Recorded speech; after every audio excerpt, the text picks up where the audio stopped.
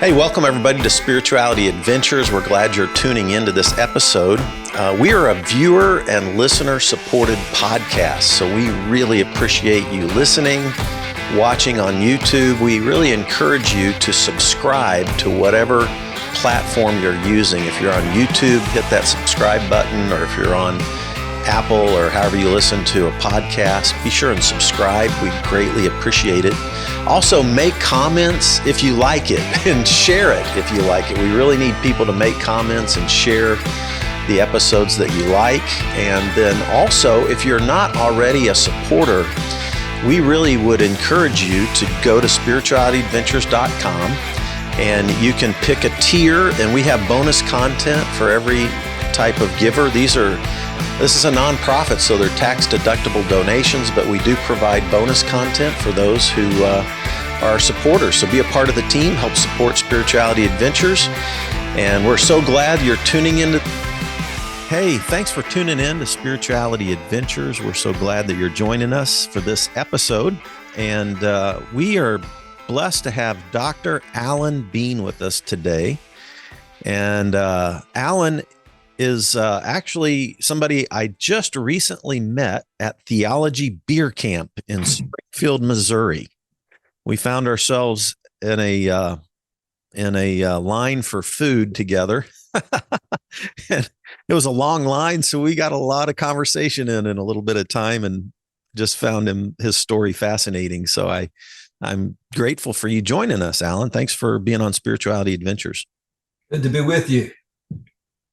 So it's always fun to go to this liberal theology beer camp hosted by Homebrewed Christianity, Trip Fuller and his whole gang, and bump into former Southern Baptists. Yeah. That's always fun for me. Yes, So it is. let's catch a little of your background story, where you were born, growing up, what your family was like growing up, your faith background, and then how you got into the Southern Baptist world. Let's do that run real quick. Well, I was born into a very religious family. We were part of what was then called the Baptist Union of Western Canada. My father worked for the Canadian government. He was an electronics technician and worked at airports and radar facilities and things like that. And that was his training.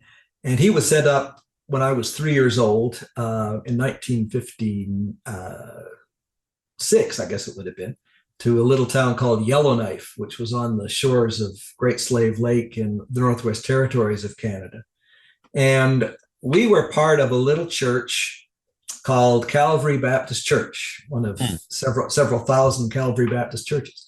But up in that part of the country, there weren't a lot of evangelicals. The United Church of Canada and the Anglican Church would have been the dominant Protestant denominations. And so we were sort of a catch-all for all the various different kinds of evangelical groups. People came from, some were Pentecostal, some were Plymouth Brethren, some were, a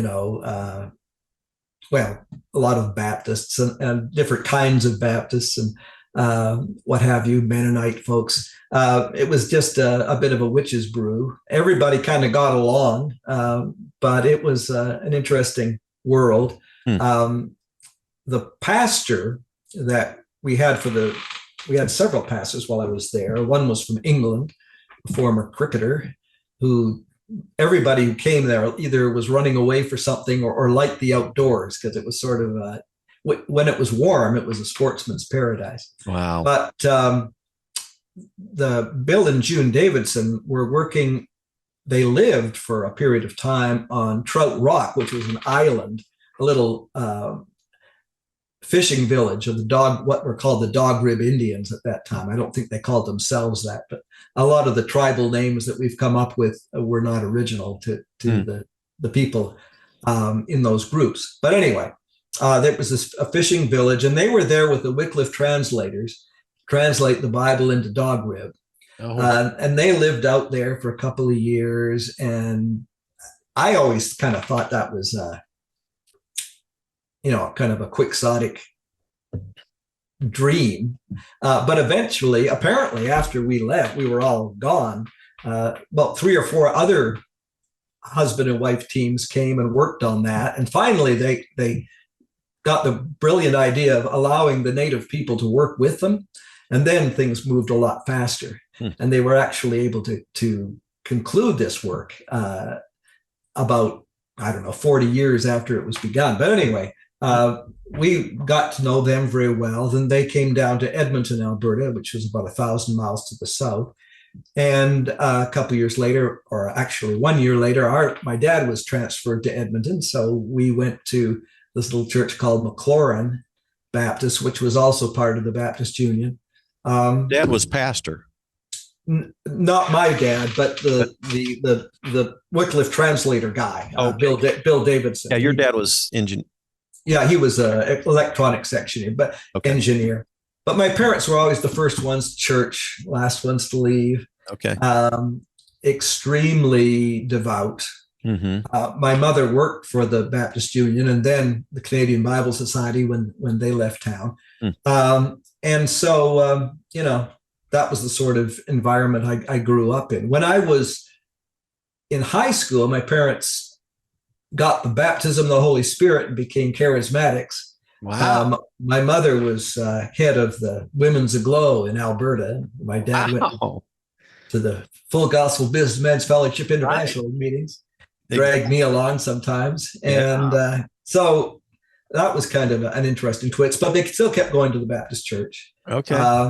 I went to the Baptist Leadership Training School in Calgary, Alberta in 1972, which was we had about 50 students. It's now defunct, but this was the time of the Jesus people. Yeah. And so that was bringing a bit of a boost. The year after us, they had 75 and then they had 80 and then it started to dwindle and finally just petered out altogether. But when I was there, it was at the height of the Jesus people thing.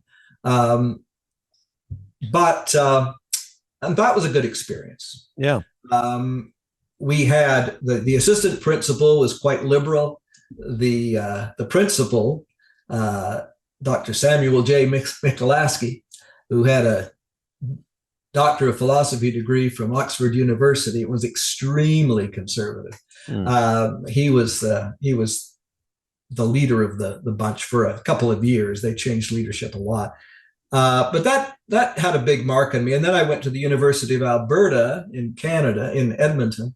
And a lot of my friends there had also gone to this Baptist Leadership Training School, either before or after or during the time I was there. And so we had a little clique of us Baptist evangelical types. But I took a lot of courses. I didn't take any courses in Bible when I was in undergraduate. I took courses in comparative religion or philosophy of religion or just philosophy, a lot of psychology, and some science courses were sort of mandated, and evolutionary biology and what have you. A lot of the professors I had when I was in university were Oxford University graduates, and a lot of them were socialists. And so it was a very left-wing kind of environment where religion was looked upon with some skepticism, let's put it that way. People weren't gross about it. We certainly weren't persecuted, but it was a very different environment than the one I grew up in. And in 1975, I went down to the Southern Baptist Theological Seminary in Louisville. Now that was a different world, because if there aren't a lot of evangelicals in Western Canada, everybody and his dog in Louisville was Southern Baptist, not just evangelical, but Southern Baptist. The school had about 3,000 students. Yeah. So in every discipline, like church history, theology, Old Testament, New Testament, there'd be like 5 or 6 professors, right? That ranged from kind of conservative to moderate. Right. Nobody was liberal and nobody was a fundamentalist.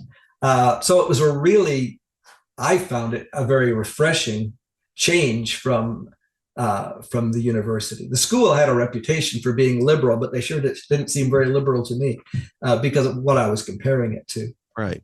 And that's where I met my wife, Nancy. She was also an MDiv student. Wow. Yeah. So you went to Southern to get an MDiv. That's right. Yeah. Well, so folks that are listening, where we're headed with this is I'm really going to dive into Alan's work with a nonprofit he started called Friends of Justice, and trying to end some of the unjust mass incarceration that has gone on in America throughout the decades, right? But before we get there, I wanted to get a little bit of this background in the Southern Baptist story, because as we were at this theology beer camp and we're connecting, our Baptist history kind of stood out. And what's fascinating to me, Alan, is people don't realize this, but I went to Baylor in 79. I graduated high school 79. Baylor from 79 to 83. And then I went to Southwestern Baptist Theological Seminary for my MDiv from 83 to 87. Right.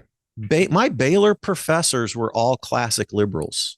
I don't think I had any Baylor professors in the Old Testament or New Testament or ministerial department who weren't like big fans of Tillich and Bultmann and the whole European thing.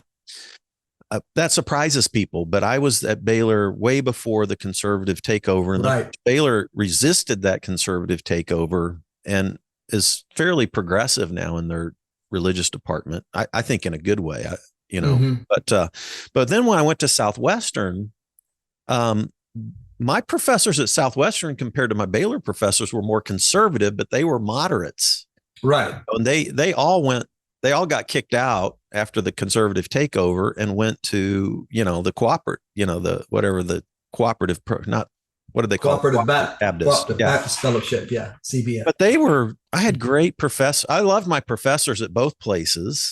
I had such a radical conversion. I was fairly conservative, but was always trying to find the thinkers that were like an N.T. Wright or somebody like that. Yeah, that's right. Yeah. Those were the kind of people I gravitated toward, but still loved my professors. I had great professors. So Southern, when you landed there, it was before the conservative takeover. That's right. A mixture of professors. You weren't all super conservative, fundamental New Calvinist guys that you were studying, like the Al Mohler group. Oh, no. Now, right? No, it was the school and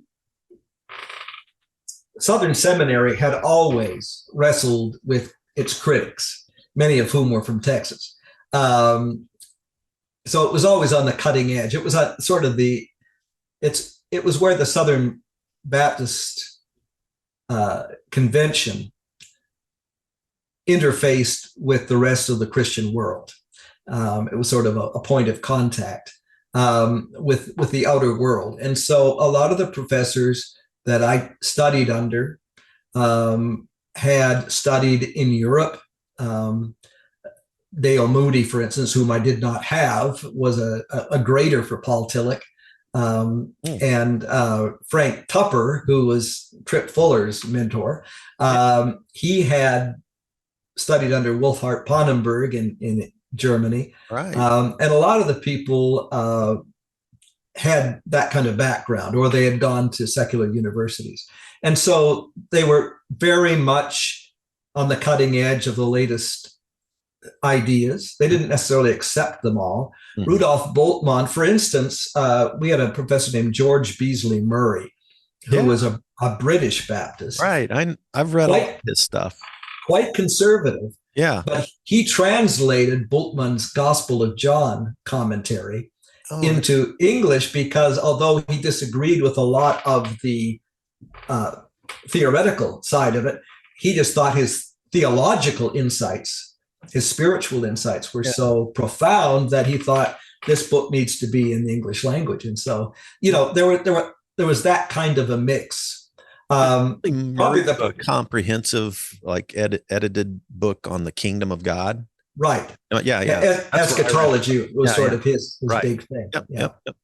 I took a course from him on the book of Revelation. Okay. Which was a real eye opener.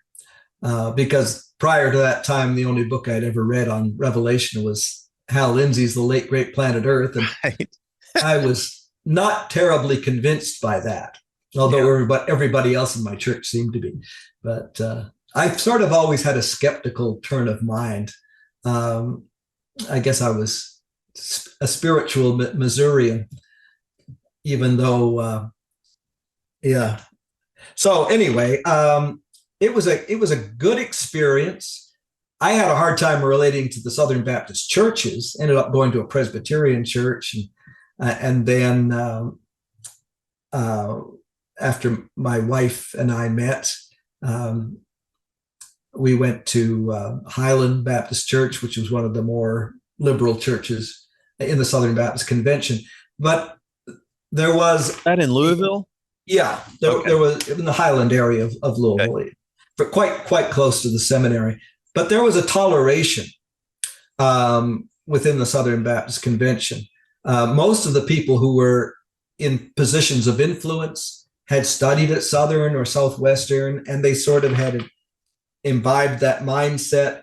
And so sort of the idea was, we want you to know this stuff, you seminarians, you people studying for the ministry, but don't tell your people, because they can't handle it. Right. So you need to know this stuff, but keep it to yourself was kind of the message we got. But it was a bigger tent, the Southern Baptist in the 70s and 80s. Right. And a lot of the students were quite conservative, and they would take the more conservative professors and would not be too terribly shocked. So you could kind of choose your poison theologically. Right. Yeah. And then you went on for a PhD. Is that right? Yeah. I came back about 10 years after we left. Mm-hmm. My wife, I graduated in 78, and my wife finished her MDiv in 1980. That was another bone of contention. The idea of women getting an MDiv was somewhat controversial, even at Southern Seminary. Mm-hmm. And so she was always being discouraged by the administration from staying in the program, but she's just as stubborn as I am, so she wouldn't back down. And then we went to Canada, back and pastored for 6 years in my old Baptist Union of Western Canada, which was moving in a very rapidly in a conservative direction, as were most Baptist groups at that time. So then we came south and became American Baptist for a while in Colorado and Wyoming, and then went back for the doctorate in 1989. And what did you do your doctorate in? I did it in church history. American church history was my primary area, and then theology with my old theology professor Frank Tupper was my second area. Yeah. And by the time we got to Southern, then all the professors there hadn't been very much personnel change at the seminary, but that was soon very different. There were, I think, 6 professors in the church history faculty, and they were all gone within 2 years. Wow. Replaced by other people. First, they replaced them by scholarly conservatives, but the scholarly conservatives turned out to be in favor of ordaining women and things like that.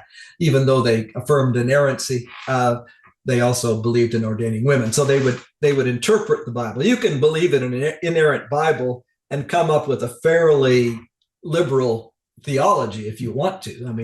You can get any kind of theology you want from the Bible.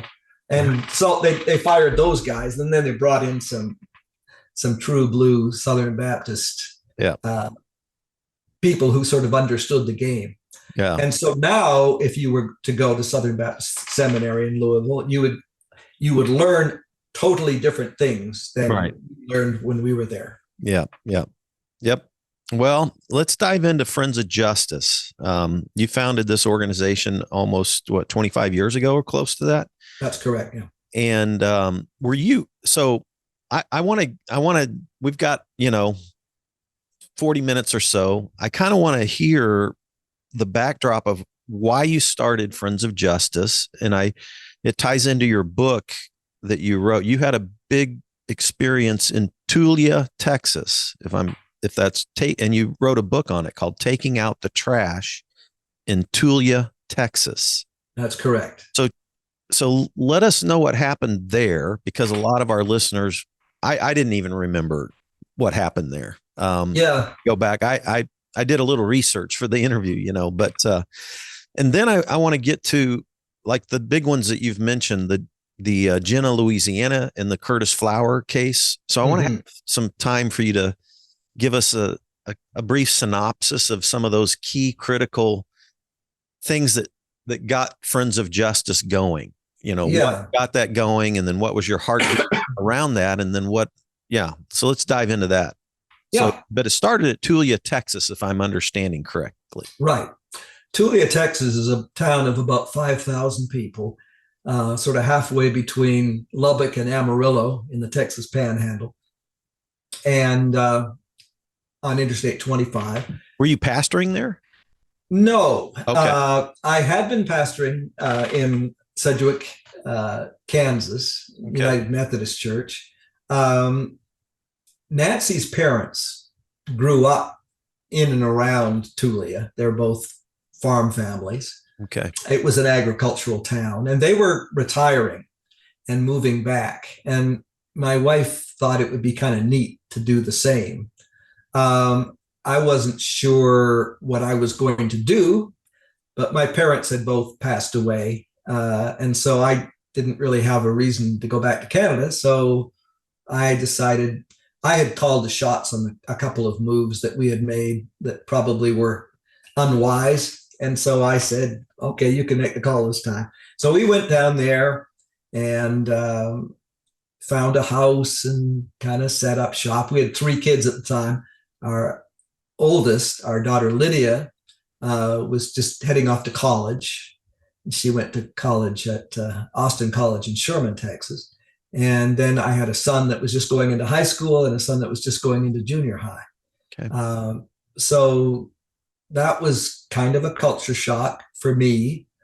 At the time, I still had a much more pronounced Canadian accent, and a lot of Nancy's relatives thought that was kind of funny because anybody who didn't talk like them talked funny. But it was, everything revolved around, football games on Friday nights and going to church on Sunday. We joined the First Baptist Church, and then we're invited to join sort of the cool kids Sunday school classroom, or Sunday school class, where most of the business people and movers and shakers went. And I got a few opportunities to pulpit supply, but I don't think what I was pitching is what they wanted to catch. So I never got invited back. And we had been there for about a year when there was for a town of 5,000 people, an enormous drug bust. 47 people were arrested.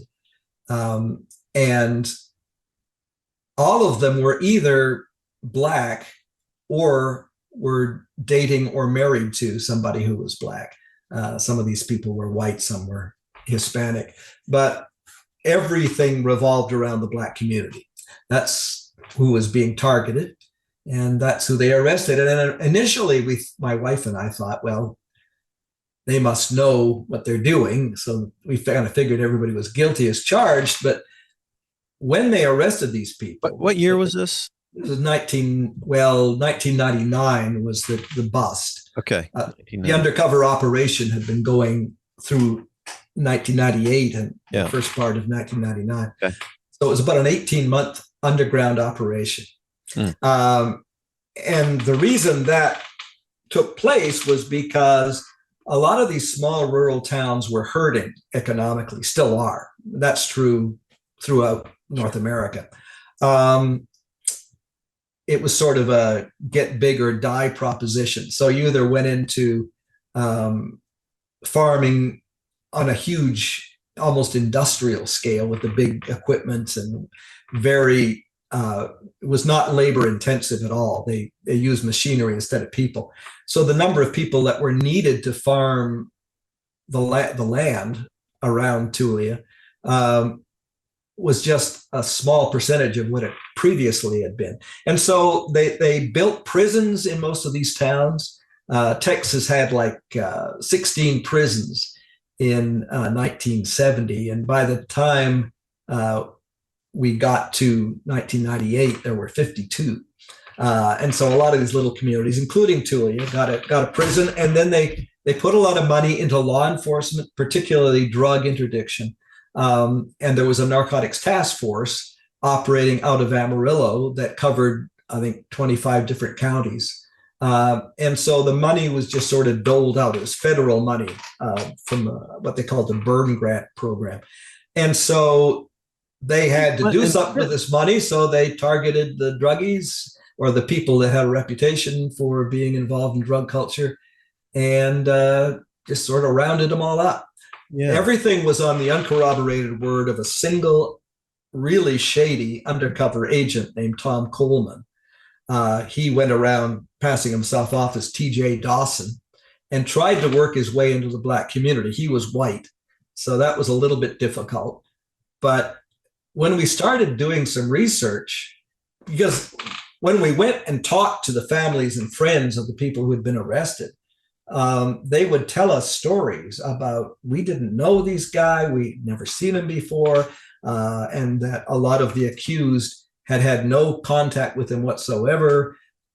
And of course, when people tell you that, you sort of take it with a grain of salt. But then we did some research into the undercover cop and found out he had been fired from every law enforcement job he'd ever had, that he was racist, that he was inappropriate. I called up some of the sheriffs he had worked with before.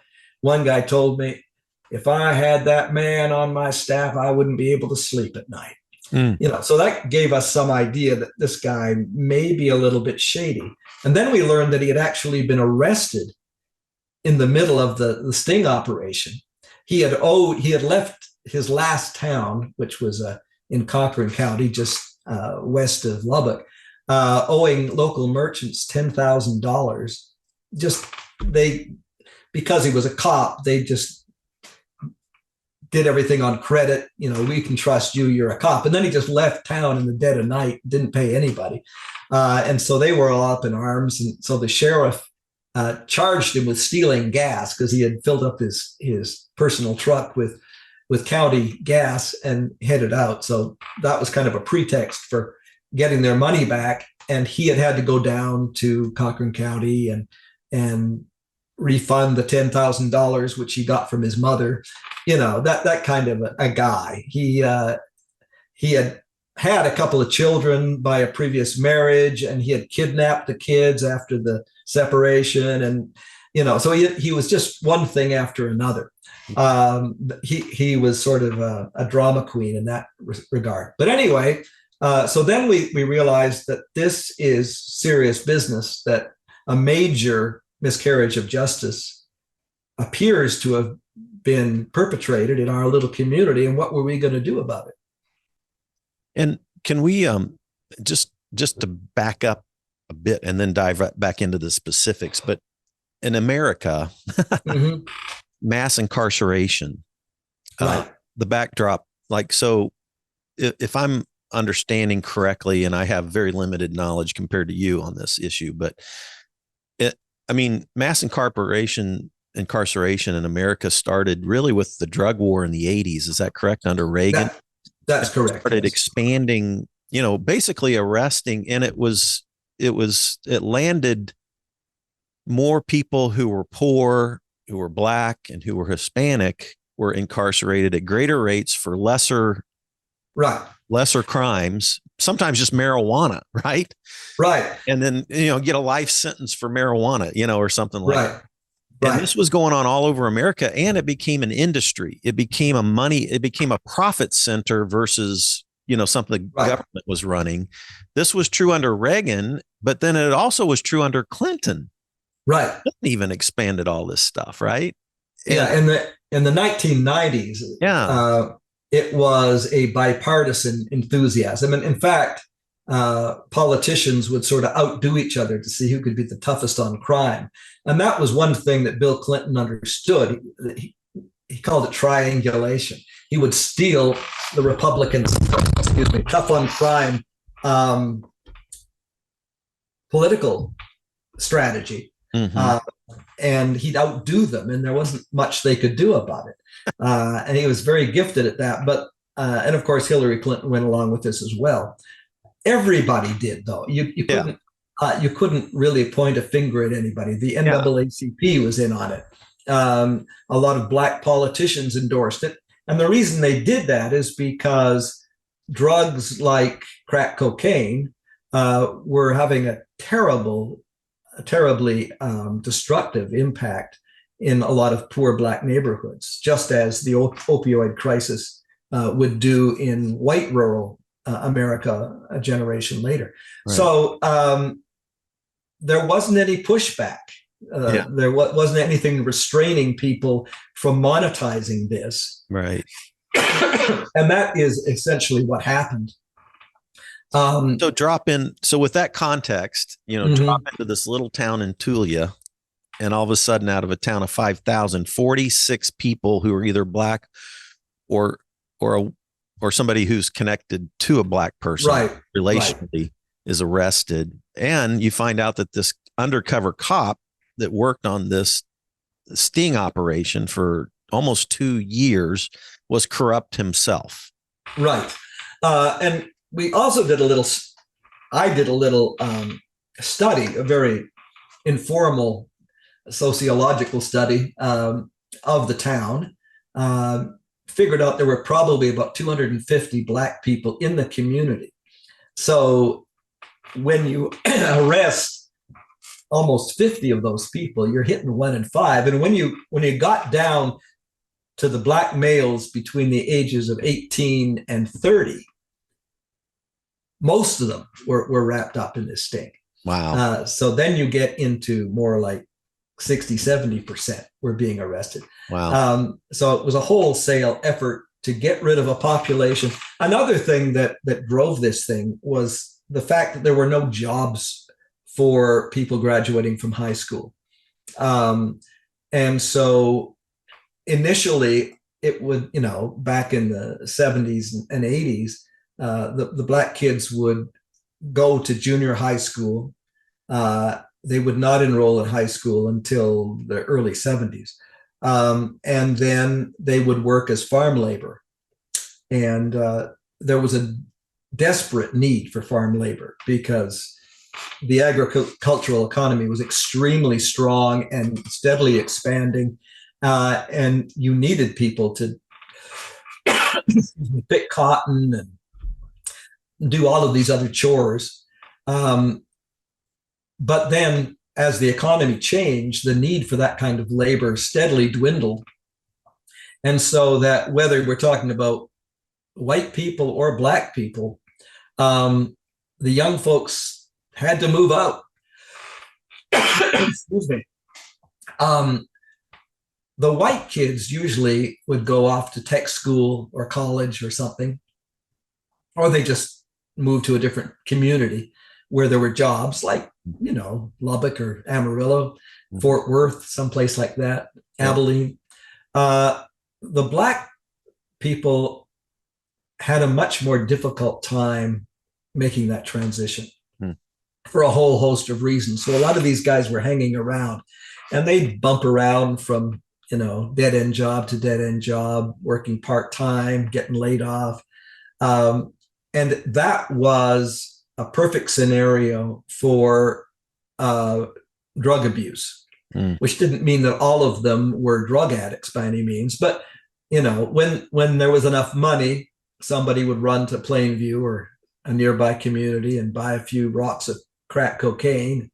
And then to pay for it, they would sell half of it to their buddies and recoup enough money to cover their initial expense and their gas money. And that was kind of the drug dealing that was going on. Not that everybody who was picked up was involved even in that.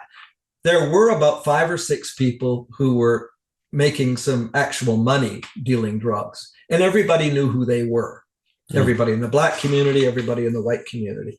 But because they were paranoid, as most drug dealers are, they saw this guy coming a mile away. They marked him as an undercover agent early on and would have nothing to do with him. So after Tom Coleman, the undercover agent, got picked up, sorry, I've got this cough that sometimes takes over and I have a hard time. Should have brought some water with me. After Tom Coleman had his difficulties legally, he was $10,000 in debt to his mother, and he had to make up this money some way. And he hadn't had any luck during the first year he was on the streets. But then he realized all he had to do was turn in a little bit of powdered cocaine. Nobody was selling, nobody used powder because that was a rich man's drug. Everybody used crack because that's, you could get a rock for $5, $10, $15, $20 in small increments. And so, we'd get you high for a couple hours, and that's what people were looking for on a Friday or Saturday night. It was recreational stuff. And so that's where the market was. But he would turn in powder, and all it had to have was enough actual cocaine to register on a test. And when they analyzed some of the drugs he was turning in Amarillo, they were like 11%, 15%, 9% pure. Well, that wouldn't be enough to get a person high. So if you tried to sell that stuff on the street for real, you'd end up in pretty bad shape. Right. So nobody would actually sell that kind of product. So he was obviously faking these cases. A lot of that stuff, though, we didn't put together until after the whole thing had unraveled. But that's what he was doing, and nobody would ask questions. He'd come in with a little baggie and say, I bought this from so-and-so at this time on or about this date. And they would put him on the list, and he or she would then be one of the people who would be roasted out of bed at 6 o'clock in the morning, the day of the operation in July of 1999. So give us so out of that context, you start researching, you start getting emotionally invested in this. Right. And then out of this, you started this nonprofit called Friends of Justice. Yeah, we started meeting every Sunday night at our house. You and a few handful of people. It would be Nancy and me, her parents, Charles and Patricia Kiker. And then there was a farmer named Gary Gardner, who figures quite prominently in my book. Gary was an ex-cop, kind of a failed farmer, still lived out in the country. He was about 5'10" and probably weighed 400 pounds, had really bad knees, so he just sort of hobble around, couldn't walk more than maybe a quarter block without having to sit down. And he wore blue overalls and a beat up old straw hat, cowboy hat. That was sort of his, and he had a Mickey Mouse watch that he wore as sort of a necklace around his neck, because he was dyslexic and he had to look at it backwards. He's just a complete character. He told me when I met him, he said, you realize I'm crazy. You're going to realize, if you don't realize it now, you're going to realize it sooner or later. So Gary was involved. And then a lot of the family and some of the defendants had pled out and had received probated sentences. There weren't very many of those, but there were 3 or 4 that came to our meetings, and then their families. So there'd be about 30 people there on a Sunday night, a lot of kids.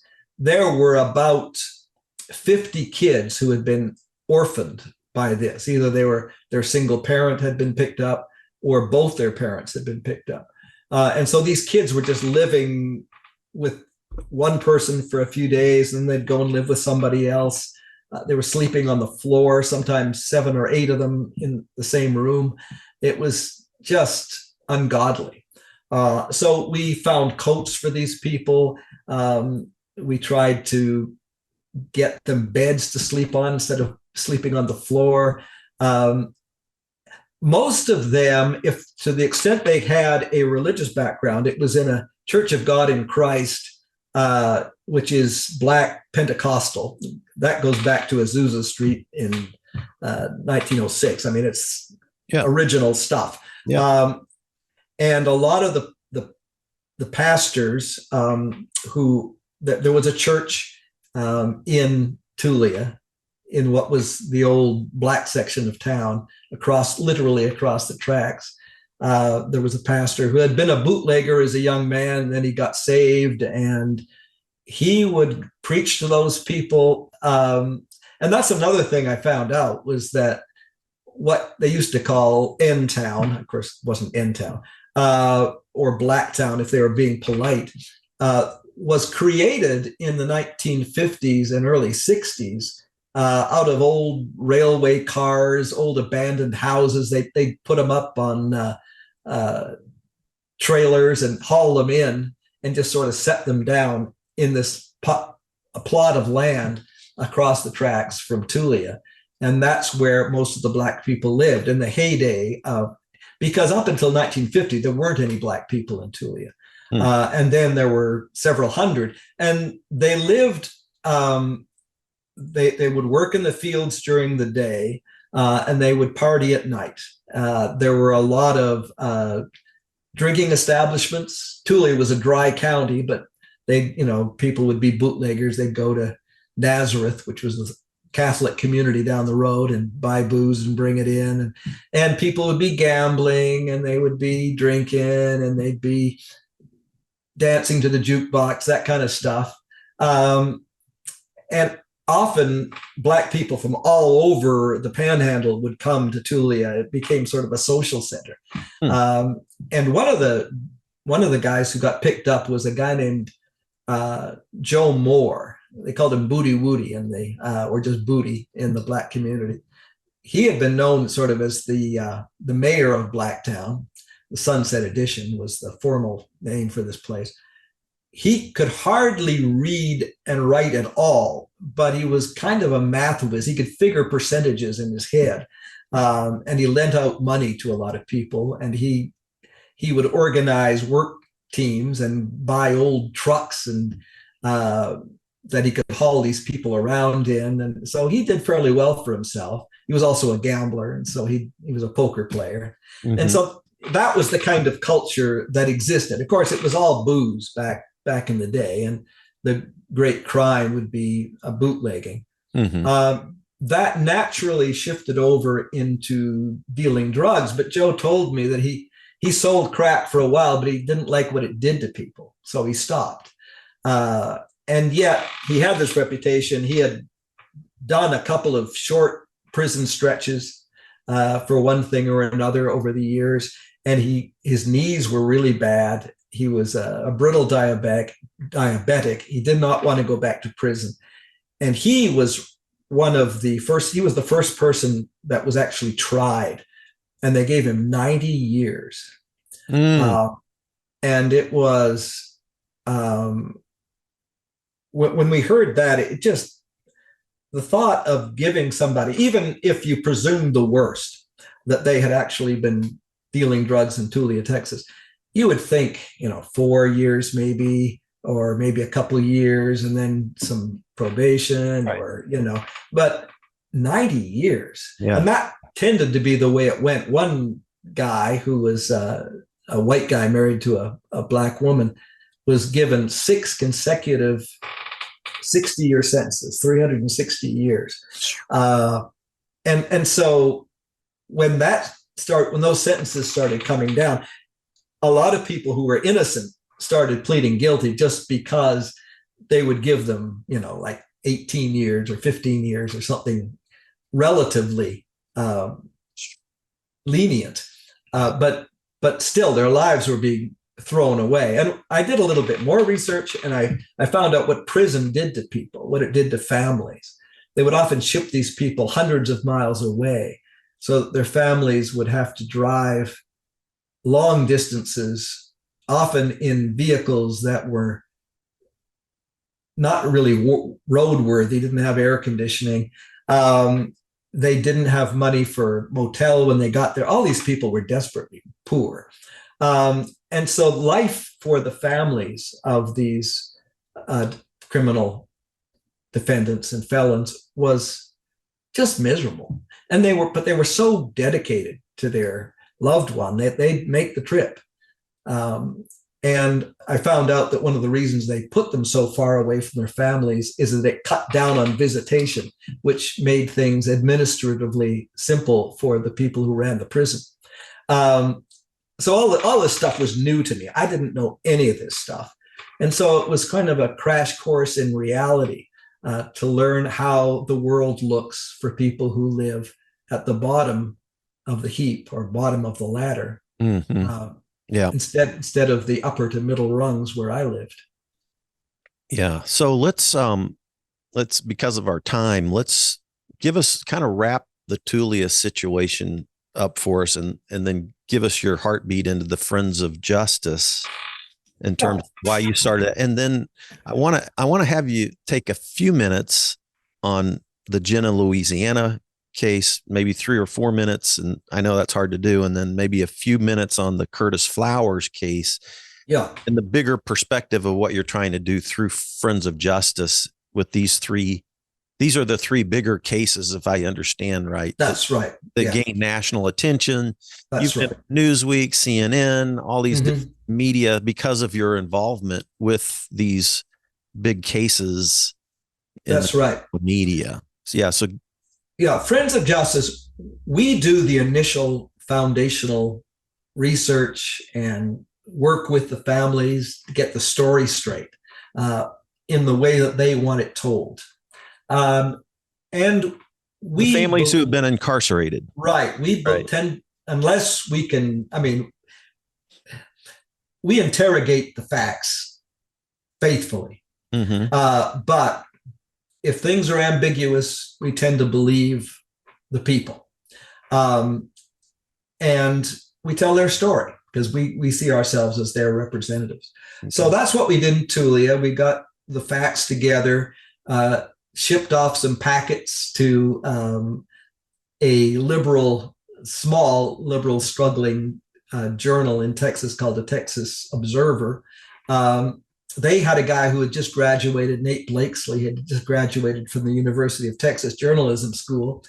And they handed in this packet and said, show us what you can do. So he came up and he wrote this 16-page story about Tulia. And then we used that to reach out to the Legal Defense Fund of the NAACP, another group called the William Moses organization. They were 2 daughters of the famous civil rights attorney who came in with a guy named Randy Credico, who's another, Randy eventually would get mixed up in national politics, but I won't get into that. But all these interesting people came together, and then attorneys started getting in on the action from some of the larger international law firms. And so we had like 24 attorneys working. We had one young woman whose job was to track down every place that Tom Coleman had ever lived and to sort of find out all the negative stuff. And it came to a head.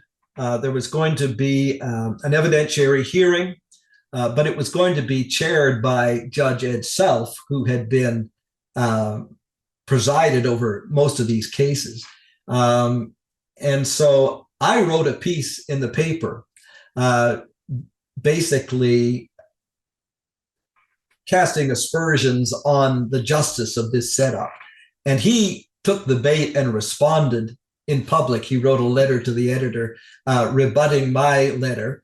And then the lawyers were able to use that to show bias because he basically said, we did everything right. Well, that was the question at hand. So he had already decided the question. So he was removed and they brought in another judge, Ron Chapman from the Dallas area. And Ron was a Democrat. He was, fair-minded, fairly moderate in his politics, but he was not a culture warrior or a drug warrior. And they had a 1 week evidentiary hearing in Tulia, at the end of which Tom Coleman was exposed as a racist and incompetent and somebody who was not all there emotionally or mentally. And so Judge Chapman, quite to his own surprise, ended up throwing out all the cases because they all depended on Tom Coleman completely. That was the case, his word, and his word was not credible under oath, so they threw everything out. Wow. And so did then all 46 people get exonerated? All but two. Okay. And that's another story. Two twins, Landis and Mandis Barrow, and there were technical reasons for why they weren't included. Eventually they were, but they had to argue that themselves. So they stayed in that prison for another 10 years. I wrote a couple of articles for them and tried to take their case. But anyway, that was one of the sloppier, messier aspects of the story. Wow. Basically, the stories that were written in the national press were, there's this little racist town in Tulia, which is a throwback to the Jim Crow South. And they did these terrible things to these innocent Black people. And now they all got justice and they were all paid. They had the payments that were made, reparations payments in the tune of $6 million.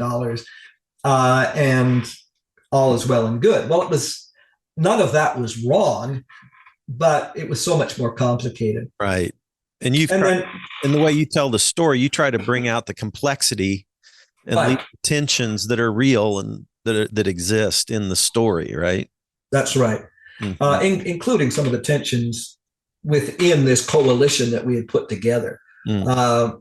One of the things you find is that when people get involved in these cases, they do so for their own reasons. They want to enhance their own personal profile or the profile of their organization. And there's nothing wrong with that. I mean, it's just human nature. That's what makes the world go around. But you have to anticipate that. In Tulia, we didn't, and it was really deflating to see the fact that people would be fighting for recognition and credit. And I thought, as soon as everybody got out of prison, that chapter of my life was over.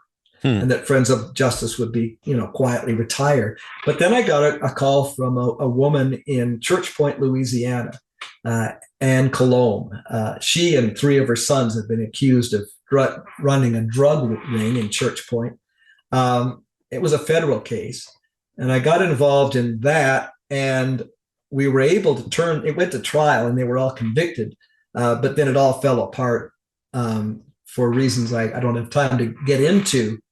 And me and another attorney, a civil rights attorney, out of Jackson, Mississippi, were doing a presentation in Louisiana to a group of attorneys, and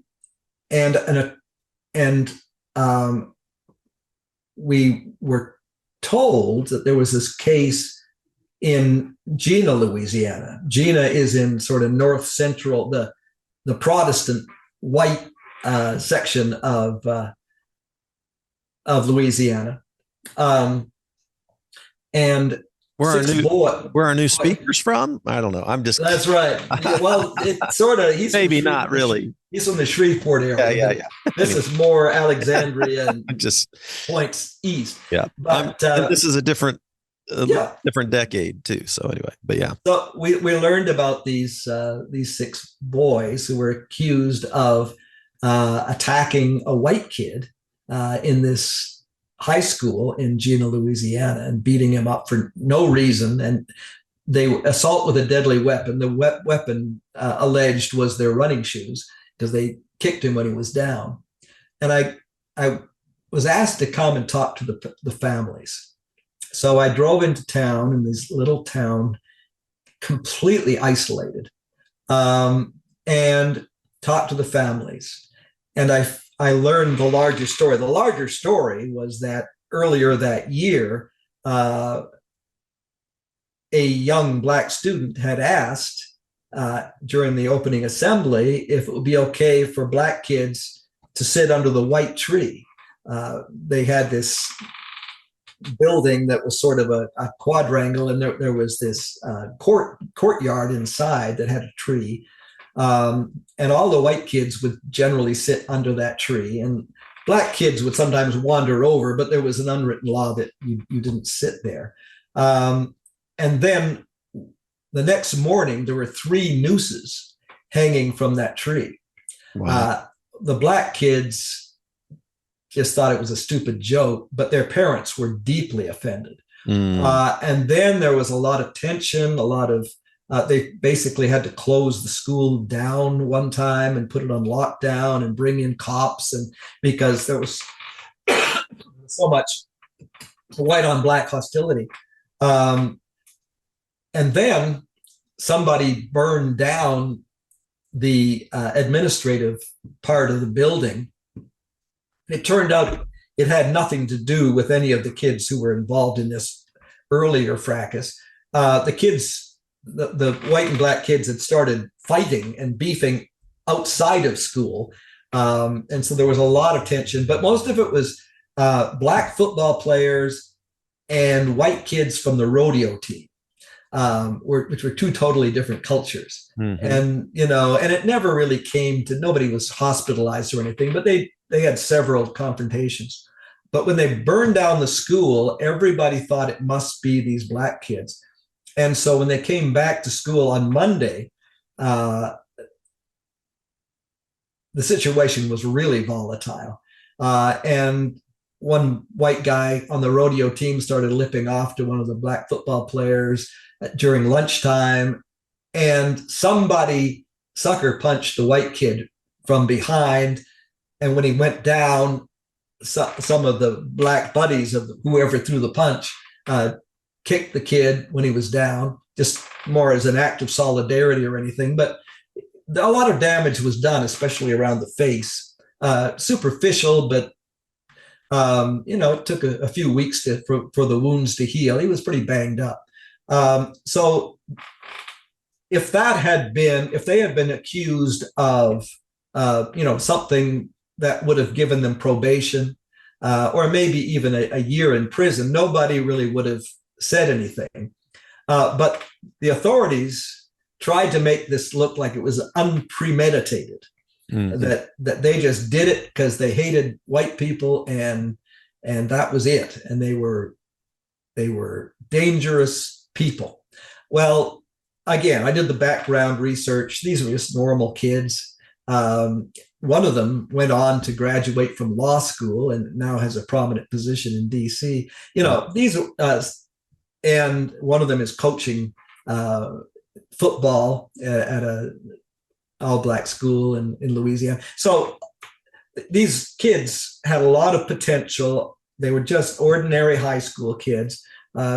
Their only exceptional gifts were athletic, and they were very athletic. The school team, the football team was having one of their best seasons ever. And all of these kids were locked up, and they were threatened with 50 years in prison without parole if nothing was done.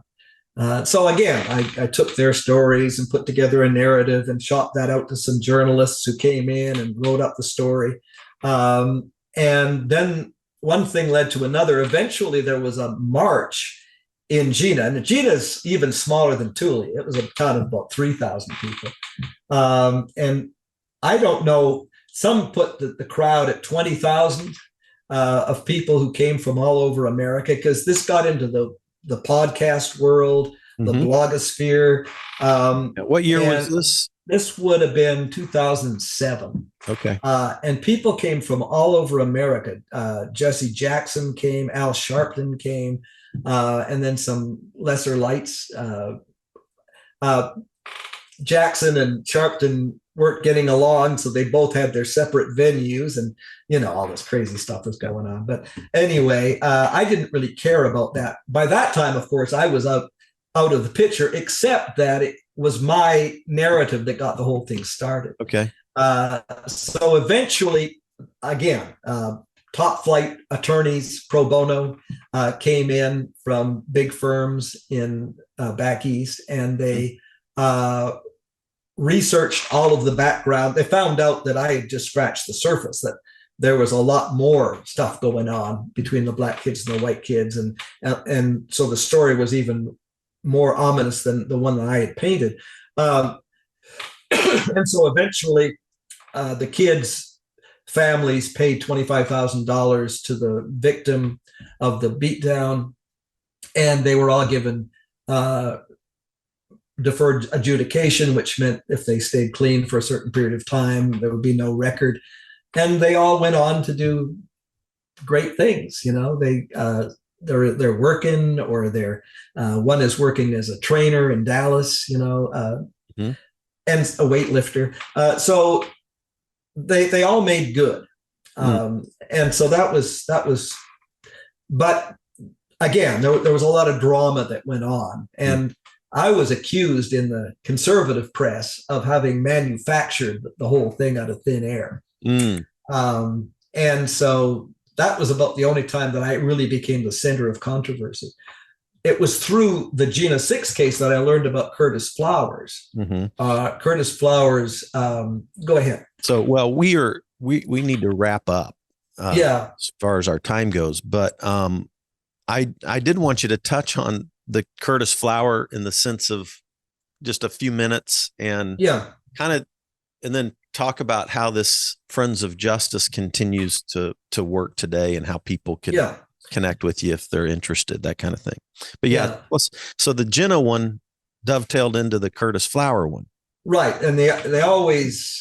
And again, I was doing a presentation for lawyers, and one of the attorneys who had been working with Curtis asked if I'd get involved.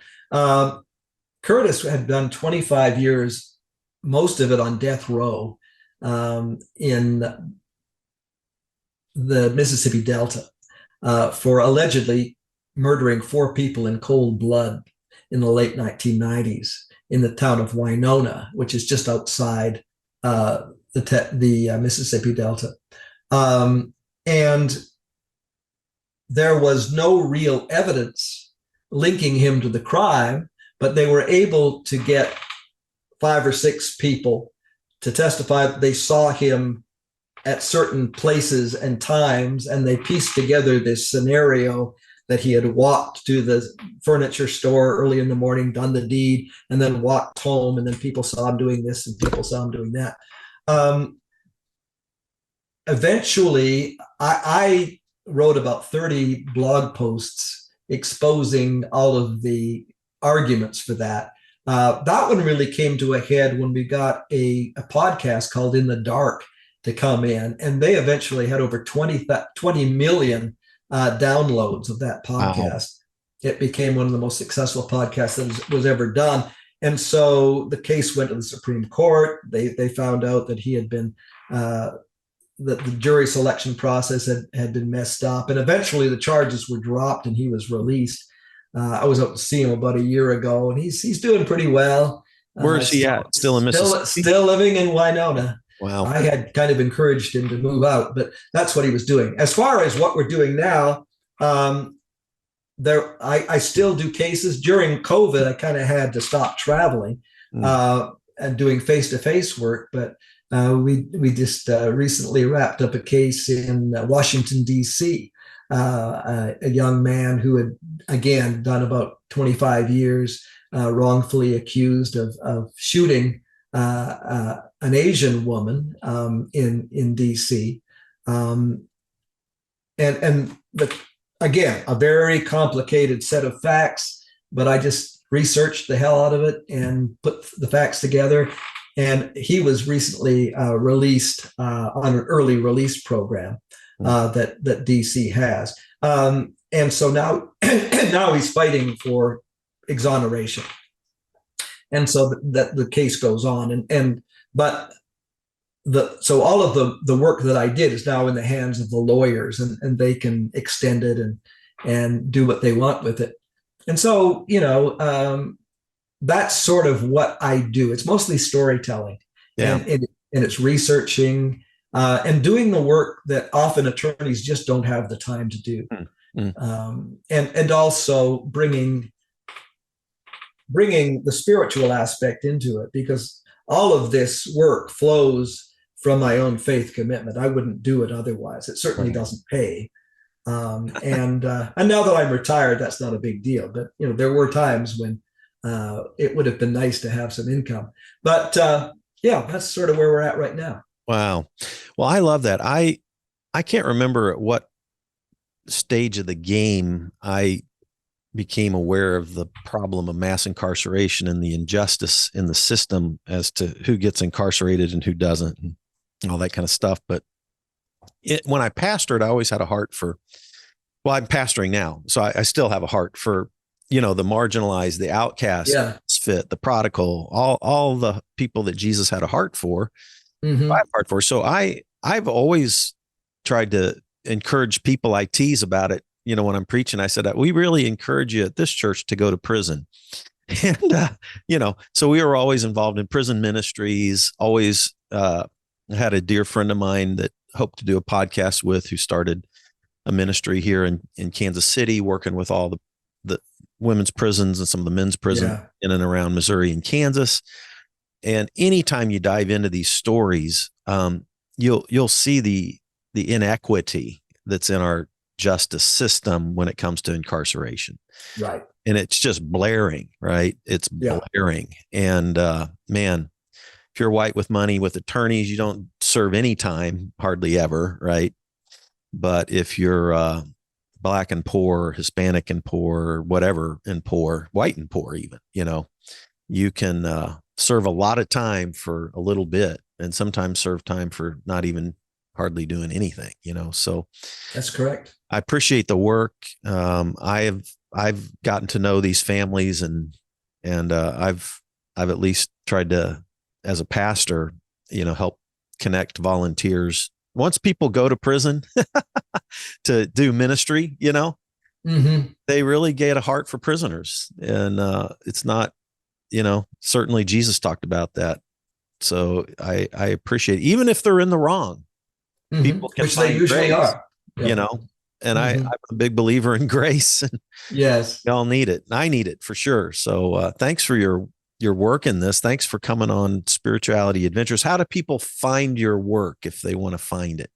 Okay. Well, I have a blog. I can be reached at abean@friendsofjustice.net. If you Google Friends of Justice, Tulia, the Friends of Justice blog will usually come up pretty quickly. And I haven't been writing on that except for doing specific cases. I used to write a lot about criminal justice reform. At the moment, I don't have time for that. I write a monthly column for the Baptist News Global, which is kind of a moderate Baptist publication, web publication. And that's about all I've got time for, as well as doing the work for Friends of Justice that I do, just doing the research on these cases. And often I'll write about 10, 15 different blog posts just explaining how something happened. And I write it as much for the attorneys and for the system as I do for the casual reader. Sometimes they get a lot of readership, sometimes they don't, but it doesn't really matter. It's basically there for the record to be used by whom it may concern. Excellent. Well, thank you so much for joining us on Spirituality Adventures. I'm so glad our paths crossed, and I want to stay in touch with you as well. So I'm not sure how that'll happen. Maybe at the next Wild Goose Festival or Theology Something like that, or a podcast or something. But yeah, thank you so much, Alan, and blessings to you, your family, your grandson that you're watching now. That's awesome. And thanks for Friends of Justice. Mishpat, well, the Hebrew word. Thank you for having me on. Yes. Blessings. Big deal. It's on the heart of Jesus. Thank you so much. Blessings. Thanks, everybody, for tuning in to Spirituality Adventures, and we will connect with you next time. Hey, you made it to the end. Thanks for listening all the way through on this episode. By the way, if you're not already a supporter, go to spiritualityadventures.com, sign up for one of our monthly supports, and you will receive our bonus content. You'll receive lots of interesting information about our guests. Many of our musicians will do special bonus songs and record a song. So I want to encourage you to do that. Thanks for listening. Thanks for watching. Be sure and subscribe. Be sure and share any of the episodes that you like. And be sure and make comments if you like them as well. This helps us get Spirituality Adventures out there to more listeners, more watchers. So whatever platform you're using, subscribe, like, share, make comments, and go to our website, sign up for our team, and be a part of the team support. Thank you so much, and we'll see you next time.